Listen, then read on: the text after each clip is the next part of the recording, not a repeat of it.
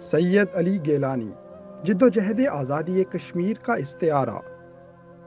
ہندوستانی افواج کے غیر قانونی تسلط اور استبداد کے سامنے چٹان کی طرح ڈٹے رہنے والے سید علی گیلانی 29 ستمبر 1929 کو کشمیر کی تحصیل بانڈی پورہ میں پیدا ہوئے۔ ابتدائی تعلیم کشمیر ہی میں حاصل کی اور پھر نوجوانی میں اورنٹیل کالج لاہور کا رخ کیا، جہاں سے ادیب عالم، اور پھر کشمیر یونیورسٹی سے ادیب فاضل اور منشی فاضل کی ڈگریاں حاصل کی۔ اورنٹیل کالج لاہور میں تعلیم کے دوران ہی علامہ محمد اقبال کی شاعری اور سید ابوالعلا مودودی کے نظریات سے متاثر ہوئے اور پھر تعلیم و تربیت کو اپنا اوڑھنا بچھونا بنا لیا۔ 1949 میں بحیثیت استاد آپ کا تقرر ہوا اور آپ نے بحیثیت سرکاری استاد 12 سال تک وادی کشمیر کے مختلف اسکولوں میں اپنی خدمات انجام دیں۔ 1953 میں آپ جماعت اسلامی کے رکن بن گئے۔ سرکاری ملازمت سے استعفیٰ دے کر آپ جماعت اسلامی کے ہمہ وقتی کارکن بنائے گئے۔ سید علی گیلانی پہلی بار 28 اگست 1962 کو گرفتار ہوئے اور 13 ماہ کے بعد جیل سے رہا کیے گئے۔ مجموعی طور پر آپ نے زندگی کے 14 سال سے زائد بھارتی سامراج کے خلاف آواز بلند کرنے کی پاداش میں ریاست اور ریاست کے باہر مختلف جیلوں میں گزارے۔ You cannot expect the elections will be free, fair and credible elections. Not at all. Not at all.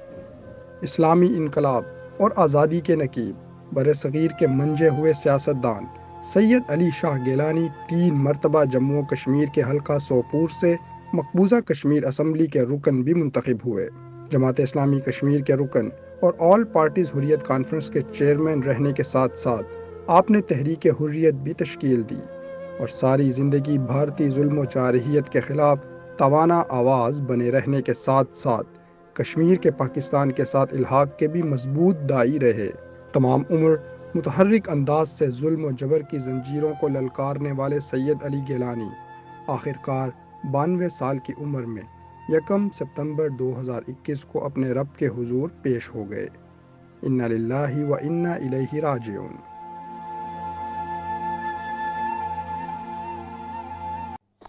السلام علیکم ناظرین، شروع کرتا ہوں اللہ کے بابرکت نام سے جو نہایت مہربان اور رحم کرنے والا ہے۔ آپ دیکھ رہے ہیں پروگرام سگنیچر ٹاک اور میں ہوں سید مجتبیٰ۔ ناظرین، اس پروگرام میں آج ہم بات کریں گے جدوجہد آزادی کشمیر کے اس درخشاں باب کی جو کہ گزشتہ دنوں بند ہو گیا، جو سید علی گیلانی جو ہیں وہ اپنے رب کے حضور پیش ہو گئے۔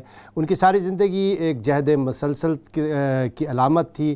انہوں نے ساتھ تمام زندگی جو ہے بھارت کی ظالم سرکار کو اچھا خاصا سخت وقت دیا، لیکن جاتے جاتے بھی وہ بھارت سرکار کو جو ہے وہ کامتا ہوا چھوڑ گئے، اور جس طریقے سے ان کی تدفین کی گئی اس سے اندازہ ہوتا ہے کہ بھارت سرکار کس حد درجہ ان سے خوف زدہ تھی۔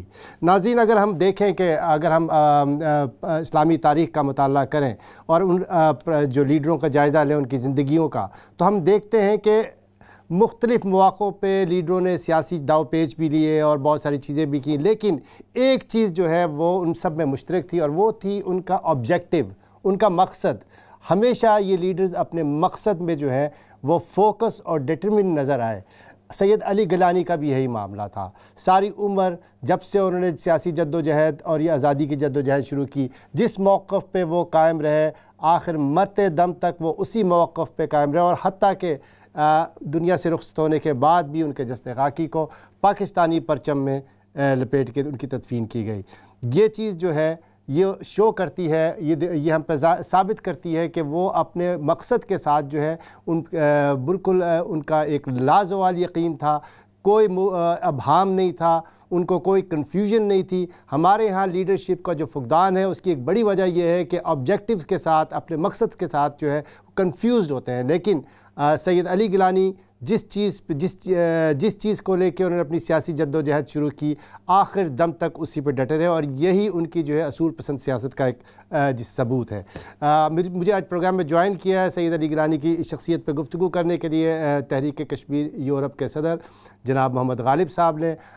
یورپ میں مسئلہ کشمیر کو اجاگر کرنے میں ان کی خدمات کسی سے پوشیدہ نہیں ہیں, کسی تعارف کی محتاج نہیں ہیں. السلام علیکم غالب صاحب. وعلیکم السلام ورحمۃ اللہ. غالب صاحب, گیلانی صاحب چلے گئے, اس وقت ایک خلا پیدا ہو گیا ہوا ہے. یہ بتائیے کہ کیا اس قد کاٹ کا کوئی اور لیڈر آپ دیکھ رہے ہیں جو کہ ان کی جو مقصد کو آگے لے کے چلے؟ بسم اللہ الرحمن الرحیم. محترم مصطفیٰ صاحب, اصل میں تو فی الحال تو کوئی ایسی لیڈرشپ نظر نہیں آ رہی ہے.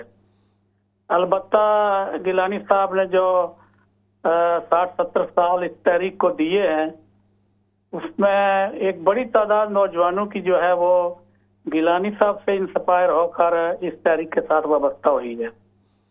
تو میں نہیں سمجھتا کہ یہ تحریک جو ہے وہ ان کے مشن کو جو ہے وہ ادھورا چھوڑ کر لوگ جو ہے وہ کوئی اور راستہ اختیار کر سکتے ہیں.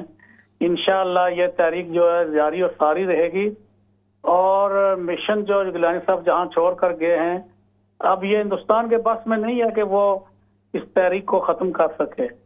تو اس میں گیلانی صاحب کے ساتھ میری چونکہ 2 مرتبہ ملاقات ہوئی ہے.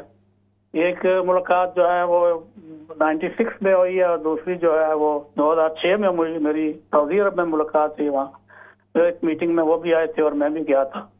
تو گیلانی صاحب کے اندر جو ڈٹرمنیشن تھی وہ تو ظاہر ہے وہ اس طرح کا کوئی شاید آدمی بندہ تیار نہ ہو سکے, مگر فیلڈ میں زمینی حقائق یہ ہیں کہ گیلانی صاحب پہ یہ مشن جو ہے وہ ختم نہیں ہوگا اور یہ جاری رہے گا, اور وہ قوم جس نے اتنی قربانیاں دی ہیں وہ قوم انشاءاللہ اس میں آگے بڑھے گی. ریورس کا کوئی اس میں کوئی صبر نظر نہیں آتا ہے. اچھا غالب صاحب, 3 بار گیلانی صاحب جو ہے اسمبلی کے رکن منتخب ہوئے اور انتخابی سیاست میں انہوں نے بڑھ چڑھ کے حصہ لیا, لیکن اس کے بعد پھر انہوں نے یہ رستہ چھوڑ دیا. ایک رائے یہ ہے کہ ان کے اس طرح چلے جانے سے بھارت نواز جماعتوں کو راستہ ملا اور ان کو جو ہے اسمبلیوں میں آنے کا موقع ملا, جس سے بھارت نے فائدہ اٹھایا. کیا آپ سمجھتے ہیں کہ اس میں حقیقت ہے؟ کیا ان کو اس انتخابی راستے پہ گامزن رہنا چاہیے تھا؟ وہ انہوں نے اس راستے میں پوری کوشش کی ہے کہ وہ جو کشمیری کی اسٹرگل ہے, جو کشمیری جو چاہتے ہیں وہ حاصل ہو سکتا. مگر آپ کو پتہ ہے کہ وہاں ہندوستان کی آرمی کی موجودگی میں جو بھی الیکشن ہوتے رہے وہ رگڈ ہوتے رہے, اور نتائج آخر جو ہے وہ ہندوستان کی مرضی سے سامنے آتے رہے. 87 کے الیکشن کے بعد پھر لوگوں نے یہ فیصلہ کیا, جو وہاں 87 میں الیکشن ہوا تھا متحدہ مسلم فورم کے پلیٹ فارم سے, اس میں بھی جو ہے جو لوگ کھڑے تھے وہ سارے لوگ آخر میں ہندوستان نے وہ رگنگ کرائی اور ہار گئے. تو پھر اس کے بعد لوگوں نے یہی محسوس کیا کہ اب یہ راستہ جو ہے شاید سیاسی اور یہ الیکشن کا اور انتخابی راستہ جو ہے اس سے آزادی نہیں حاصل ہو سکتی. تو پھر لوگوں نے وہ چھوڑ کر یہ دوسرا راستہ اختیار کیا, نظامتی راستہ اختیار کیا. وہ جو 30 سال ہو گئے ہیں, تو میں یہ سمجھتا ہوں کہ وہ ان کی کوشش ضرور تھی کہ اس راستے سے وہی طریقہ کار اگر اسی سے پرامن طریقے سے کوئی مسئلے کا حل نکل آئے تو وہ پوری کوشش انہوں نے کی, مگر وہ نکلا نہیں ہے, تو اس لیے انہوں نے اپنا راستہ بدلا ہے. اچھا غالب صاحب, ایک بات ان کے بارے میں ایک رائے یہ بھی ہے کہ وہ دوسرے رہنماؤں کے مقابلے میں کافی سخت گیر موقف رکھتے تھے. حالانکہ صورتحال یہ ہے کہ خود تو بھارت تو ان کے سخت گیر موقف سے پریشان تھا ہی ہے, لیکن جن سے ان کو توقع تھی کہ وہ ان کے موقف کی, ان کی جد و جہد آزادی میں ان کا ساتھ دیں گے, انہوں نے بھی ان پہ دباؤ ڈالا کہ وہ اس موقف کو چھوڑ دیں. آپ کو یاد ہوگا کہ جنرل مشرف کے دور میں باقاعدہ ان کے اوپر دباؤ ڈالا گیا کہ 4 نکاتی فارمولے کو تسلیم کر لیا جائے. کیا آپ سمجھتے ہیں کہ کچھ ضرورت تھی کچھ تھوڑی سی نرمی لانے کی, یا آپ سمجھتے ہیں کہ بالکل درست تھا ان کا اقدام اور انہوں نے اس بات کا ان کو یہ بات سمجھ آ گئی تھی کہ جب تک سخت گیر موقف نہیں رکھا جائے گا تو ان کی طرف سے زیادہ فائدہ اٹھایا جائے گا؟ کیا رائے ہے آپ کی اس بارے میں؟ دیکھیں جی, 2006 کو جو میری ملاقات ان کے ساتھ ہوئی اس وقت پرویز مشرف کا ہی دور تھا, اور یہ 4 نکاتی فارمولہ جو ہے وہ چل رہا تھا. میں نے گیلانی صاحب سے پوچھا, میں نے کہا دیکھیں آپ کے بارے میں جو الفاظ آپ نے استعمال کیے ہیں کہ آپ بڑے ہارڈ لائنر ہیں, آپ کوئی لچک پیدا نہیں کر رہے, تو انہوں نے مجھے کہا کہ مجھے دیکھیں ہمیں ابھی تک کوئی آفر ہی نہیں ہوئی ہے کہ ہم کشمیر کے مسئلے کو حل کرنے کے لیے, ابھی تک کوئی ہندوستان کی طرف سے آفر نہیں ہوئی ہے, اور پاکستان کی طرف سے بھی یہی 4 نکاتی فارمولہ ہے جو تقسیم کشمیر کا فارمولہ ہے. اور اس وقت گیلانی صاحب پرویز مشرف سے بہت ناراض تھے, یعنی بہت غصے میں تھے. انہوں نے کہا جی یہ فارمولہ ہی اگر ہم نے اپنانا تھا تو پھر یہ یہ تو ادھر ہم ادھر تم، تو یہ تو ہم پہلے بھی تھے، ادھر ہم ادھر تم تو پہلے بھی تھا یہ، تو اس کو ادھر ہم نے اپنانا تھا تو اس کی ہم نے قربانی کیوں دی ہیں؟ تو اس فارمولے کو بالکل انہوں نے ریجیکٹ کیا. اور آپ کو یاد ہوگا کہ بہت سارے اس پار سے لوگ جو ہے بس پر بیٹھ کر آئے تھے پاکستان، اور گیلانی صاحب کو بھی دعوت تھی، اور گیلانی صاحب نے اسی وجہ سے اپنے دورے کو جو ہے وہ ڈراپ کیا کہ میں اس 4 نکاتی فارمولے کی وجہ سے میں پاکستان میں نہیں جا سکتا. ہم 4 نکاتی کی ادھر ہم ادھر تم کی وجہ کے لیے اسٹرگل نہیں کر رہے ہیں، اتنی قربانیاں نہیں دی ہیں.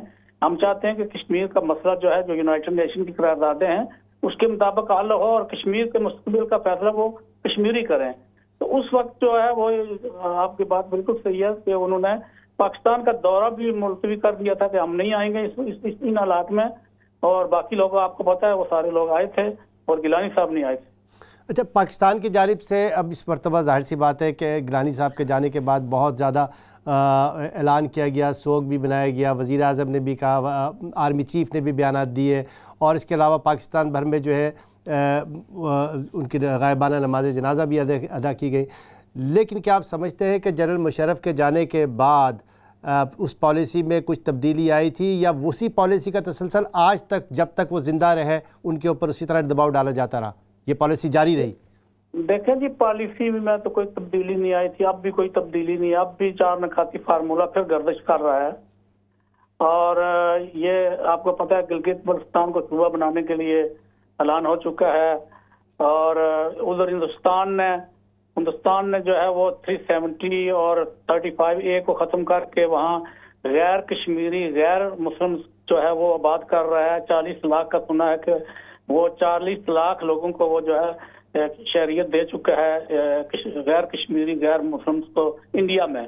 تو وہ اپنے یعنی سازشوں میں اور اپنے منصوبوں میں تو اپنے وہ کام کر رہے ہیں، مگر پاکستان کی طرف سے جو نعرہ گیلانی صاحب دے کر گئے ہیں، ہم پاکستانی ہیں، پاکستان ہمارا. اور ایک مرتبہ گیلانی صاحب سے کسی نے پوچھا تھا کہ آپ علاقے پاکستان کے حامی ہیں یا کیا، تو انہوں نے کہا جی علاقے پاکستان ہمارا نعرہ نہیں ہے، ہمارا علاقے پاکستان ایمان کا حصہ ہے.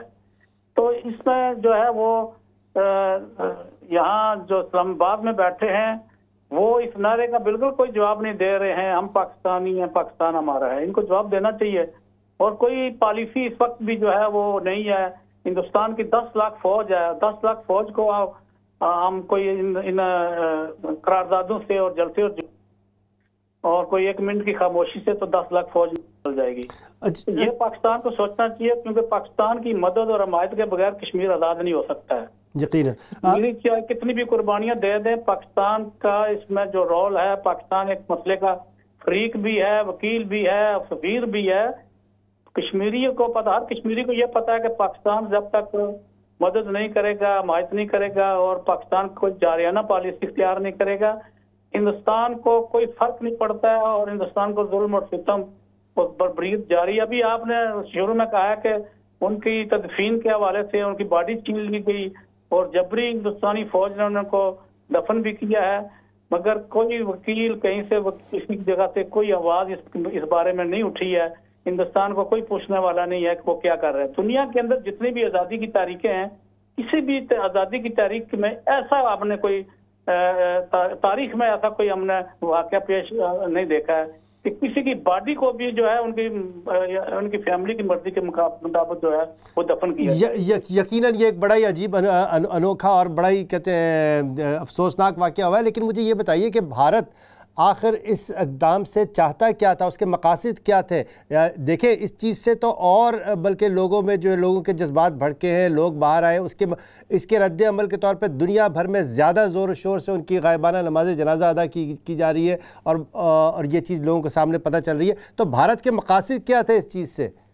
بھارت کو پتہ تھا کہ اگر ان کا جنازہ، جس طرح گیلانی صاحب کی وصیت بھی تھی کہ مزار شہداء میں مجھے دفن کیا جائے، میری تدفین وہاں، تو بھارت کو تو یہ پتہ ہے کہ یہ ساری کشمیر باہر نکل آئے گی اور اس کو سنبھالنا بھی مشکل ہو جائے گا. مگر اس کی 10 لاکھ فوج ہے، اس کو کیا فرق، وہ تو وہاں بندوق چلے گی یا کوئی وہاں لوگ شہید ہو جائیں گے تو کب ہندوستان کو کوئی پوچھنے والا ہے. تو اس کے باوجود کہ بھارت نے جو بزدلی کا مظاہرہ کیا ہے کہ اس نے یہ جو اور پھر ان کی فیملی پر جو ہے وہ مقدمہ بنا دیا ہے جی کہ انہوں نے وہ ان سے جب باڈی چھیننے کی کوشش کی اور انہوں نے احتجاج کیا اور نہ صرف مقدمہ بنایا بلکہ انہوں نے فوج نے ان پر جو ہے وہ ان کو جو ہے وہ ٹارگٹ کیا ہے اور ان کی جو ہے وہ ان کی وائف ہے ان کی اسی ادائر وہ بھی مرتدہ ہیں. جی تو فیملی ساری کو انہوں نے یہی کیا ہے اور کوئی پوچھنے والا نہیں ہے. یقیناً یہ بہت افسوسناک بات ہے کہ دنیا بھر میں جو ہے اس وقت خاص طور پہ پاکستان کی جانب سے جہاں آواز اٹھنی چاہیے وہاں سے بھی کوئی اس بارے میں کوئی آواز بلند نہیں کی. بہت شکریہ غالب صاحب، آپ نے ہمیں وقت دیا اور گیلانی صاحب کی زندگی کے مختلف پہلوؤں پر روشنی ڈالی.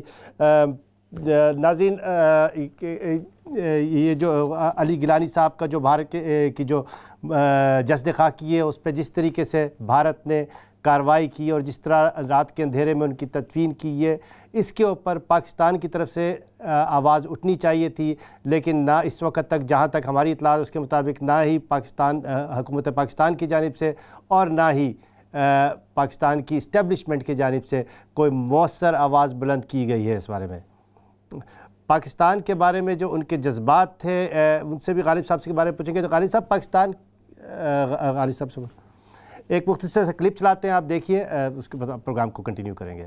وہ پاکستان آج چار طرف سے خطرات میں گھرا ہوا ہے، اس پر سب کی نظریں لگی ہوئی ہیں کہ اس کی جوہری طاقت کو ختم کیا جائے. میری دردمندانہ اپیل ہے ہم سب کو اللہ تعالیٰ کی بارگاہ میں دعائیں کرنی چاہیے، گڑ گڑا کر دعائیں کرنی چاہیے کہ بار الہ پاکستان کی حفاظت کر، پاکستان کو دشمنوں کے شر سے محفوظ رکھ، پاکستان کو منافقین کے شر سے محفوظ رکھ، پاکستان کو دشمنوں کے شر سے محفوظ رکھ اور وہاں امن آشتی اور عادلانہ نظام آ جائے. نعرہ تکبیر، نعرہ تکبیر، نعرہ تکبیر. اسلام زندہ باد، اسلام زندہ باد، اسلام زندہ باد. ہم کیا چاہتے ہیں؟ آزادی. ہم کیا چاہتے ہیں؟ آزادی. ہم کیا چاہتے ہیں؟ آزادی. آزادی کا مطلب کیا ہے؟ لا الہ الا اللہ. آزادی کا مطلب کیا ہے؟ لا الہ الا اللہ. آزادی کا مطلب کیا ہے؟ لا الہ الا اللہ. شہداء کے وارث زندہ ہے، زندہ ہے. شہداء کے وارث زندہ ہے، زندہ ہے. شہداء کے وارث زندہ ہے، زندہ ہے. زنجیر کٹے گی انشاءاللہ، زنجیر کٹے گی انشاءاللہ، زنجیر کٹے گی انشاءاللہ، زنجیر کٹے گی انشاءاللہ، انشاءاللہ. فوجی انقلاب، انقلاب، انقلاب. فوجی انقلاب، انقلاب، انقلاب. فوجی انقلاب، انقلاب، انقلاب. فوجی انقلاب، انقلاب، انقلاب. وہ انڈیا گو بیک، گیلانی صاحب کی زندگی کے پہلوؤں پہ ہم نے بات کی. سب سے زیادہ جو اہم بات تھی کہ انہوں نے جو نعرہ دیا کہ پاکستان ہمارا ہے، ہم پاکستانی ہیں، یہ ایک ایسا نعرہ تھا جو کہ پاکستانی حکومت اور اسٹیبلشمنٹ کو اس کا جو ہے بھرپور طور پہ جواب دینا چاہیے تھا. جیسے کہ ہمارے گیسٹ نے بھی اس بات کا کہا کہ پاکستان کی حکومت کی جانب سے اس کا وہ مؤثر جواب نہیں دیا گیا جو کہ دیا جانا چاہیے تھا. کیا پاکستان کی حکومت کشمیر کے بارے میں اپنی پالیسی تبدیل کر چکی ہے؟ کیا کشمیریوں کے جو ڈیمانڈ فار سیلف ڈٹرمنیشن تھی، کیا اس کو گیو اپ کر دیا گیا ہے؟ کیا محض ایک منٹ کی جو خاموشی ہے کیا اس سے کشمیریوں کو ان کی خواہشات کے مطابق مسئلہ کشمیر حل ہو جائے گا؟ مجھے جوائن کیا ہے ہمارے پروگرام کا مستقل حصہ ہے میر اکرام صاحب سے. السلام علیکم میر صاحب. وعلیکم السلام. جی سر.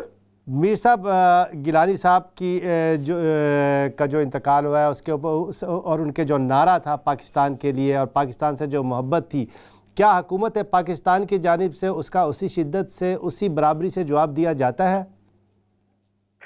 اچھا مصطفیٰ صاحب، یہ ان کی تو خیر برابری کوئی بھی نہیں کر سکتا، جو ان کی جد و جہد آزادی ہے، جو ان کی قربانیاں ہیں.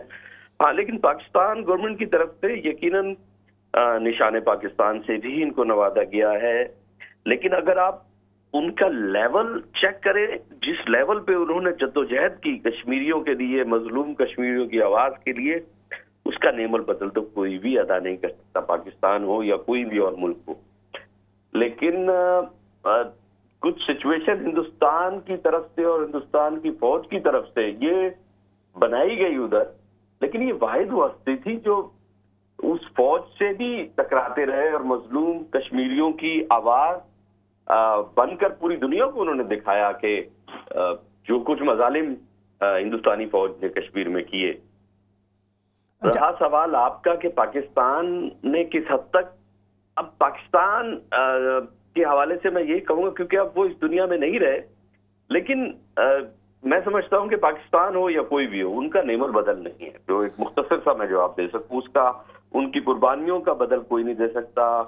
ان کو جتنا بھی ان پر خراج تحسین پیش کیا جائے یقیناً کم ہے. ایک جدوجہد آزادی کے لیے جو ان کی خدمات ہیں وہ بالکل ناقابل فراموش ہے.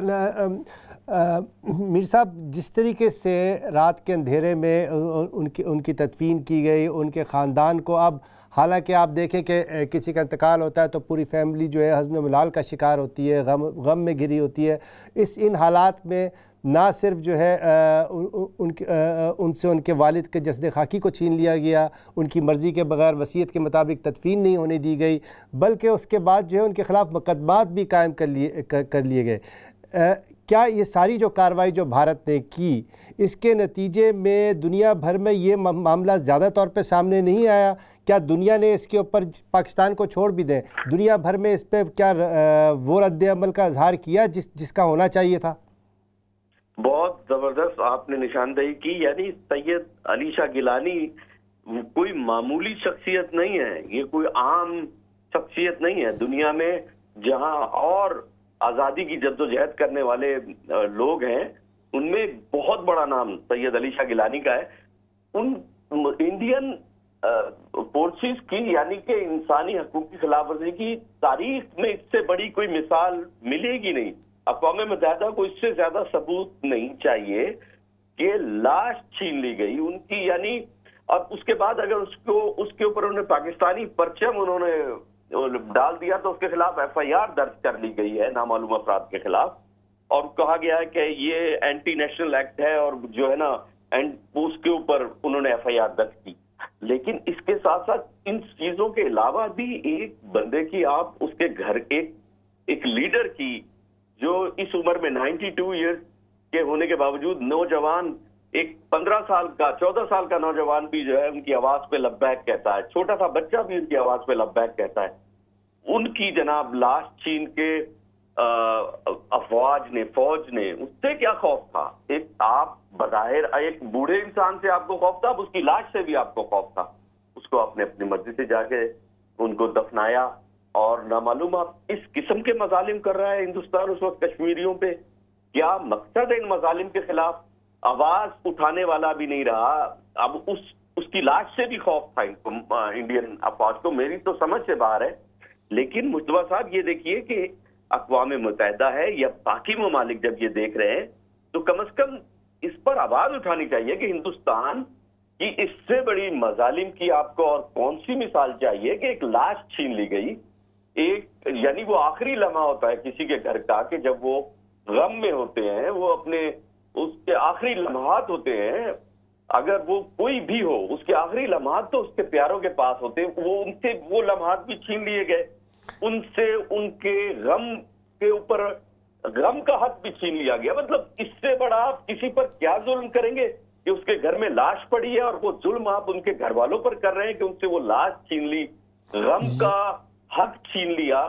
اب ان کو شہداء کے قبرستان میں دفنانا تھا، جو کہ ان کی وصیت تھی، میں دفنانے بھی نہیں دیا ان کو. یقیناً یعنی یہ منافقت کا وہ لیول ہے جو پوری دنیا جس کی مثال نہیں ملتی میر صاحب، جس کی مثال نہیں ملتی. لیکن اس پہ جو ہے ضرورت اس بات کی ہے کہ دنیا بھر میں جس ٹھنڈے رد عمل کا مظاہرہ کیا اور کسی قسم کا بلکہ رد عمل کا مظاہرہ نہیں کیا، پاکستان کی یہ ذمہ داری بنتی ہے کہ وہ سفارتی طور پہ اور خاص طور پہ بالخصوص اس وقت جو جیو اسٹریٹجک سچویشن ہے پاکستان کی، اور تمام دنیا اس کی نظریں اس وقت پاکستان کے اوپر ہے، تو جہاں دنیا پاکستان سے مدد حاصل کرنا چاہتی ہے افغانستان سے انخلاء کے لیے، وہاں پاکستان کی بھی ذمہ داری بنتی ہے کہ وہ اپنی اس اسٹریٹجک امپورٹنس کا فائدہ اٹھائے اور اس معاملے کو اٹھائے. ناظرین، وقت ہوا جاتا ہے ایک چھوٹے سے بریک کا. بریک کے بعد ہم دوبارہ ملیں گے اور دوبارہ گفتگو کا آغاز کریں گے. ہمارے ساتھ رہیے گا.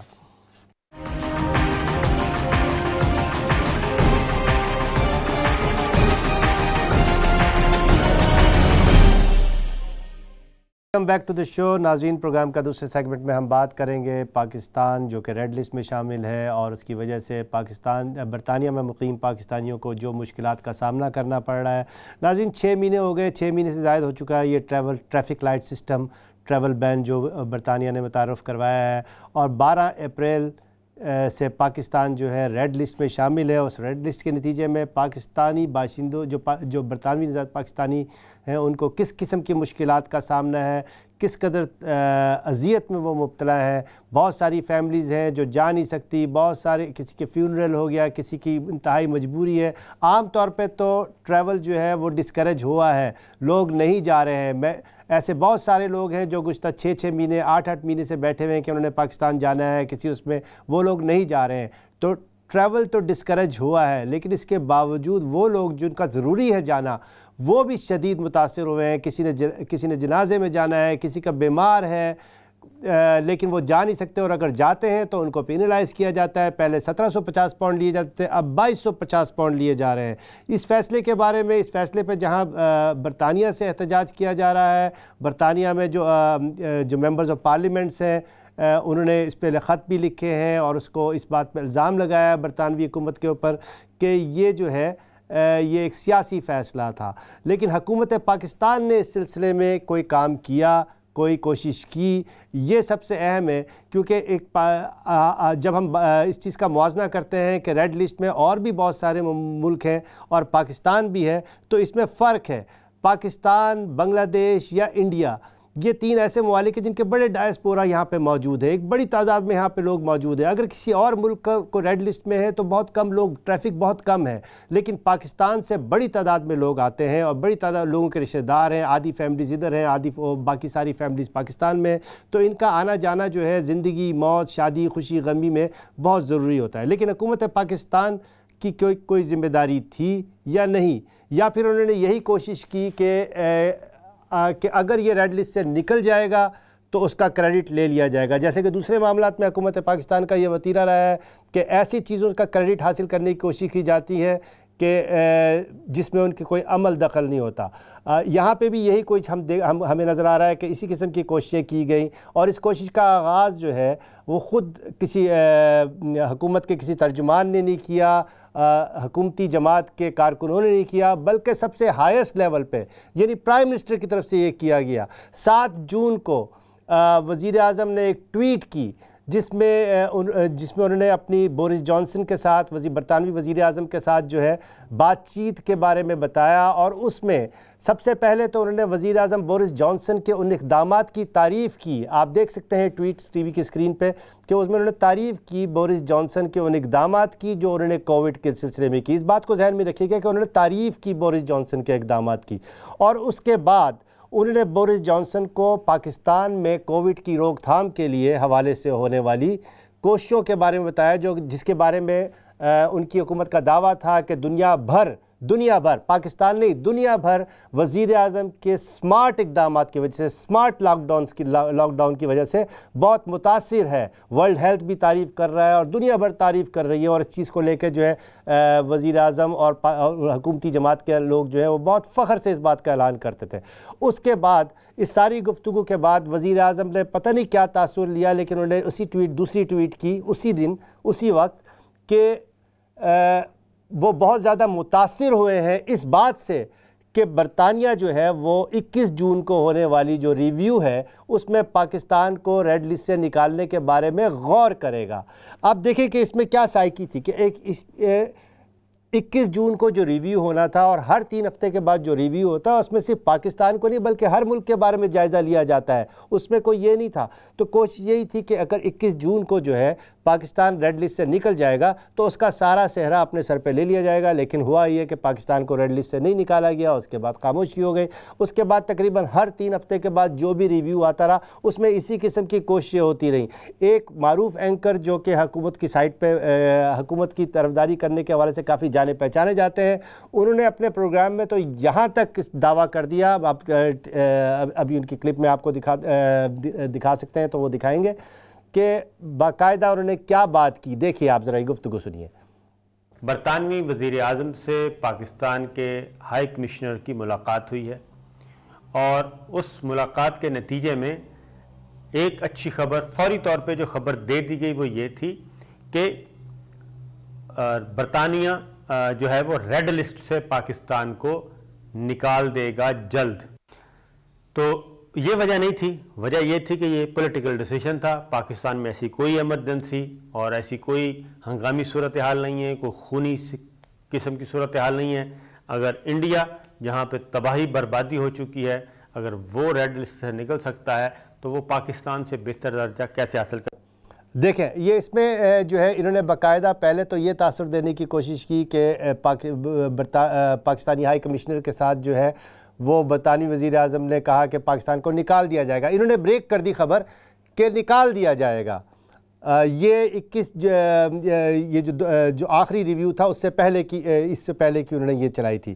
اور اس کے بعد ساتھ میں انہوں نے یہ بھی بتایا کہ یہ ایک سیاسی فیصلہ تھا. اب ذرا غور کیجئے گا کہ یہ سیاسی اقدام جو کہ پاکستان کے خلاف تھا، یہ اس بات کا اعتراف کر رہے ہیں کہ سیاسی اقدام تھا.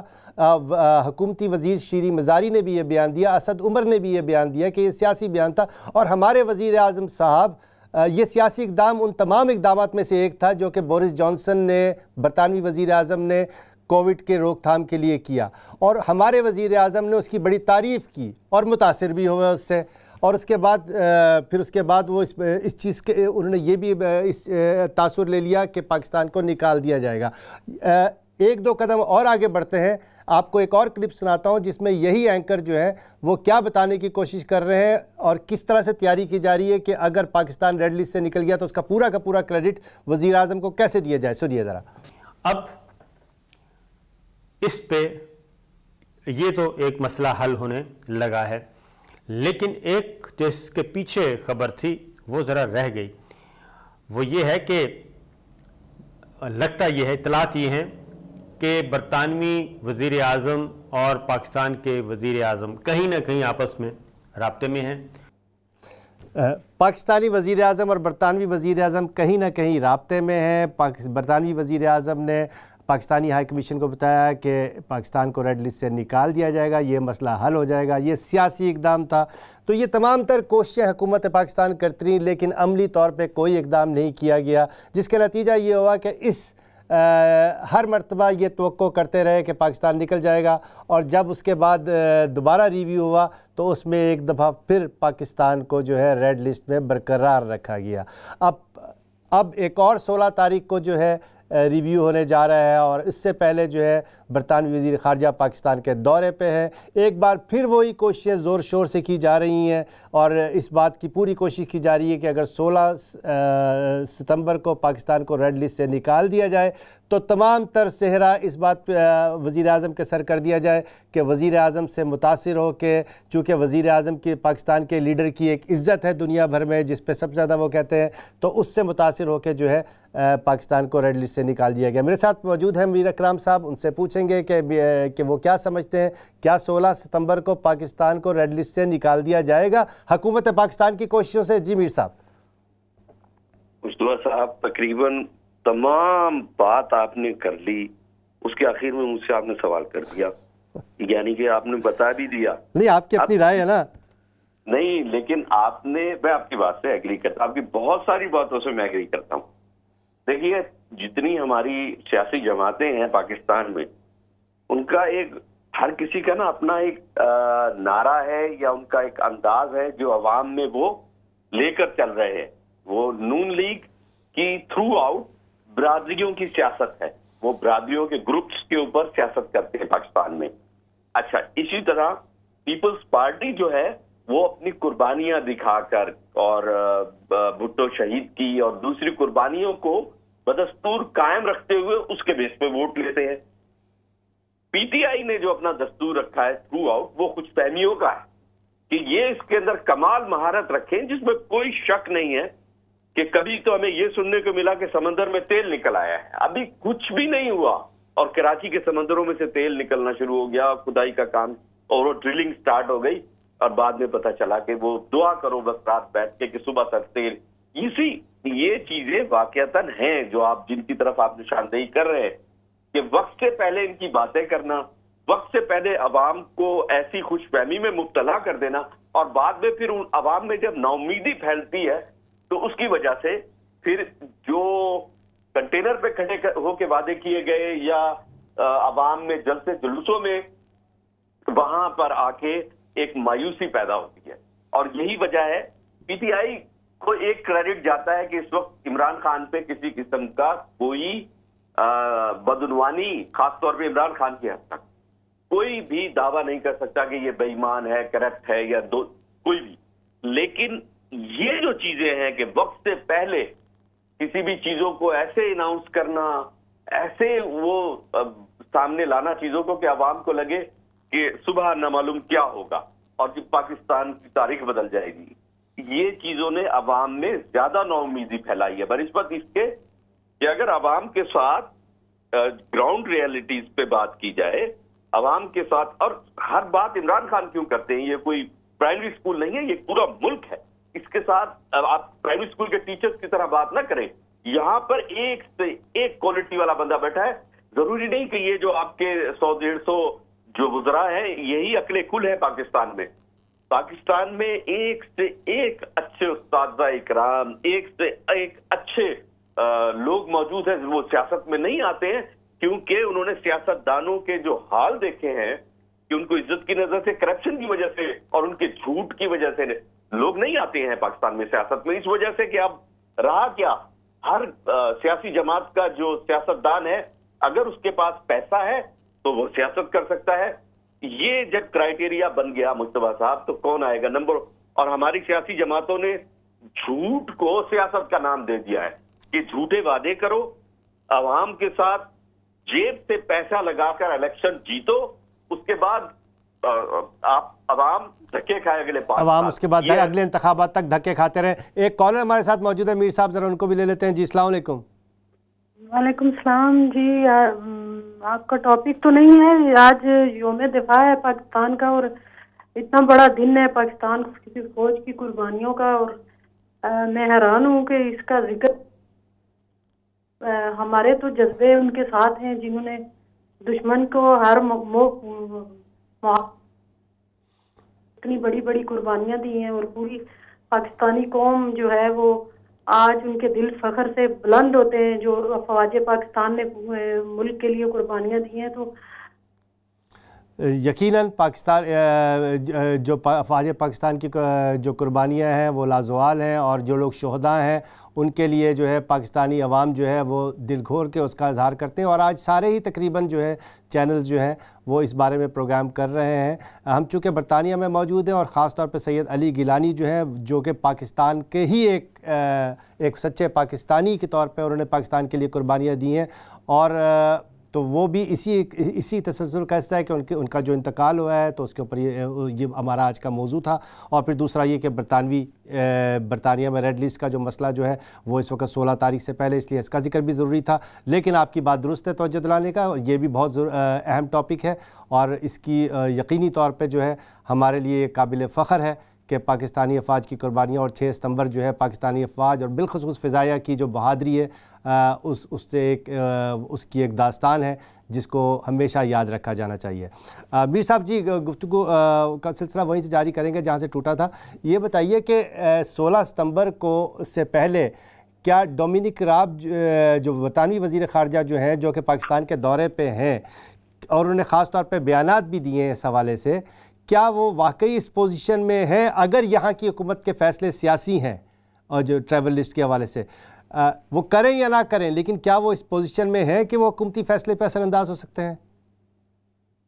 نہیں، یہاں آپ برطانیہ کی بات کر رہے ہیں نا؟ جی جی. برطانیہ میں تو حضور آپ کو پتا ایک سسٹم ہے، اس طرح کوئی کسی پر حاوی نہیں ہو سکتا اپنی من مرضی. یہاں پہ خود پرائم منسٹر اپنی من مرضی سے نہیں کچھ چیزیں وہ بھی جب تک کہ پورا مشاورت کے ساتھ سب ایگری نہ ہو جائیں. یہ ایک سسٹم ہے اس ملک میں، وہ چلتا ہے. اب رہا سوال کہ کیونکہ ہمیں اپنی عوام کو، پاکستانی سیاستدانوں کو بیوقوف بنانے کے علاوہ کوئی سبق پڑھا ہی نہیں کہ عوام کو ہمیشہ سے ایسے سب خواب دکھاؤ اور کہ وہ خوش فہمی میں مبتلا رہے ہیں. لیکن میر صاحب قطع کلامی، اس مرتبہ صرف یہ پاکستان کا موقف نہیں ہے کہ یہ سیاسی فیصلے تھے. اس مرتبہ جو ہے یہ خود برطانوی جو ارکان اسمبلی ہیں وہ بھی پہلی دفعہ یہ بات کہہ رہے ہیں کہ برطانوی حکومت کووڈ کے حوالے سے بالخصوص ٹریفک لائٹ سسٹم کے حوالے سے جو بھی اقدامات کر رہے ہیں وہ خالصتاً سیاسی اور معاشی ہیں، بلکہ سائنٹیفک نہیں ہے۔ اس سے آپ سے اس سوال کا جواب لوں گا، لیکن ایک کالر ہمارے ساتھ موجود ہیں، ان سے بات کرتے ہیں۔ جی السلام علیکم۔ جی وعلیکم السلام سید مصطفیٰ صاحب، میں عبدالقیوم بول رہا ہوں سویڈن سے۔ کافی دنوں کے بعد آپ نے ٹائم دیا، جسے کہتے ہیں کہ زکوٰۃ آپ نے نکالی اپنے پروگرام کی۔ ہونا یہ چاہیے کہ ہر پروگرام میں 5-10 منٹ آپ دیا کریں ہمیں، تاکہ ہم بھی اپنا وہ جو کوئی رہے ہے وہ آپ سے بات کر سکیں۔ جب بات یہ کہ آپ کے پروگراموں میں آپ نے بہت پہلے کہا تھا کہ طالبان پھر آ جائیں گے، جتنا مرضی ان کو روکے جدھر دبائیں، لیکن ایک دن طالبان واپس آئیں گے، وہ آ گئے ہیں، اس میں کوئی شک نہیں ہے۔ اور آپ کو پتہ ہے کہ اس کے بیک میں جو کیا کہتے ہیں کہ کس نے طالبان کو یہاں تک پہنچایا، کس نے افغانستان سے رشین کو نکالا تھا پہلے، اور ابھی بھی جو طالبان واپس آئے تو اس میں آپ کی لوگوں کا بہت بڑا ہاتھ ہے، جو عموماً آپ ان کے خلاف باتیں کرتے ہیں۔ میں ان کے خلاف، تو آپ نے مجھے کب ان کے خلاف باتیں کرتے ہوئے سنا ہے؟ آپ دیکھیں، میں آپ کو بتاؤں کہ پہلے کہا تھا کہ پاکستان کے جنرل جو ہیں وہ یہ ہیں وہ ہیں فلان ہے، لیکن میں بات کر رہا ہوں مصطفیٰ صاحب، ایسے میں بات کر رہا ہوں، آپ ذرا سنیں ذرا۔ یہ وہی لوگ ہیں جنہوں نے طاقت کو، اتنی بڑی پاورز کو یہ کیسے کام کرتے رہے کہ انہوں نے اٹھا کے باہر پھینک دیا، یہ ہو گئے۔ اگر یہ آپ کے جنرل نہ ہوتے، میں سچی بات آپ سے کہہ رہا ہوں مصطفیٰ صاحب، اگر یہ آپ کے لوگ پاکستان میں نہ ہوتے تو یہ سیاستدان جن کی آپ روز تعریفیں کرتے رہتے، یہ پاکستان آپ کھا چکے ہوتے، بیچ چکے ہوتے۔ اور بہت شکریہ اچھا، ایک بات جو میں اکثر لوگوں کو جس سے غلط فہمی ہوتی ہے کہ جب بھی افواج پاکستان کا تعلق بیرونی محاذوں سے ہوتا ہے، چاہے وہ افغانستان ہو، چاہے وہ بھارت کے ساتھ ہو، ہم افواج پاکستان کے شانہ بشانہ کھڑے ہیں، لیکن جہاں پاکستان کی ڈومیسٹک سیاست میں اور آئین شکنی کا معاملہ ہو، وہاں پہ ہم اس چیز پہ اس کو تنقید کا نشانہ بنائیں گے، اس کو افواج پاکستان کی مخالفت نہ سمجھا جائے، کیونکہ پاکستان کا ایک آئین ہے۔ سیاستدان جتنے بھی برے ہیں، حکومتیں سیاستدان ہی چلاتی ہیں، اور جہاں تک کھانے اور چیزیں لوٹ کے کھانے کا معاملہ ہے، وہاں پہ صرف سیاستدان ہی نہیں ہے، بلکہ اس میں سیاستدان اور اسٹیبلشمنٹ دونوں بھرپور طور پہ شامل ہیں۔ جی میر صاحب، آپ سے میں نے جو پہلے سوال کیا تھا، آپ اس کا جواب دینا چاہیں تو؟ اس بارے میں جی میں نے کہا تھا کہ پاکستانی حکومت کا موقف ہے، خود برطانوی ارکان اسمبلی جو ہے وہ بھی یہ کہہ رہے ہیں کہ وہ سیاسی ہے۔ یہ ان کی تو بہت ساری ایسے فیصلے ہوئے جس میں انہوں نے ایڈمٹ کیا بعد میں کہ ہم نے کہا کہ ہم اس کو 3 سٹیجز پر دیکھیں گے، اور کووڈ کے سلسلے میں بھی انہوں نے ڈیلے کیا ایکشن لینے میں، اس کی نتیجے میں کافی ہوا، پھر بعد میں وہ سیاسی، اس میں تو بالکل میں ایگری کرتا ہوں آپ سے کہ سیاسی بنیادوں پر کئی فیصلے کیے گئے ہیں۔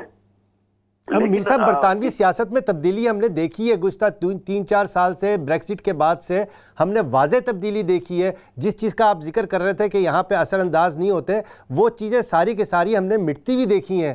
ہم نے ان 3 سالوں میں 4 سالوں میں دیکھا ہے کہ برطانوی سیاست میں وہ تمام چیزیں اب متعارف کرائی جا رہی ہیں جو کہ ہم عموماً تیسری دنیا میں، پاکستان میں، بھارت میں دیکھتے ہیں سیاست میں۔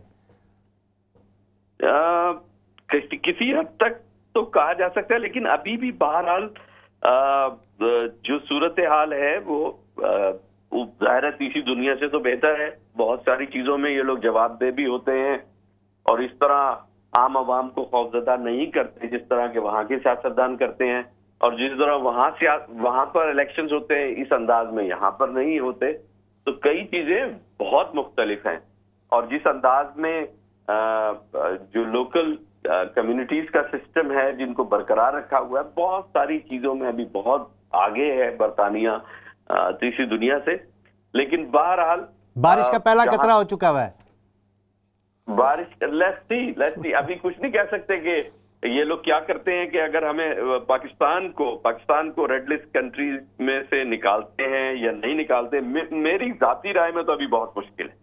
اچھا، لیکن دیکھیں میر صاحب کہ پاکستان جو ہے پورے یورپ نے پاکستان کو جو ہے کسی رسک ایریا قرار نہیں دیا ہوا ہے. پاکستان اس وقت فری ہے، بلکہ برطانیہ، فرانس جو ہے وہ رسک ایریا ہیں، لیکن پاکستان نہیں ہے.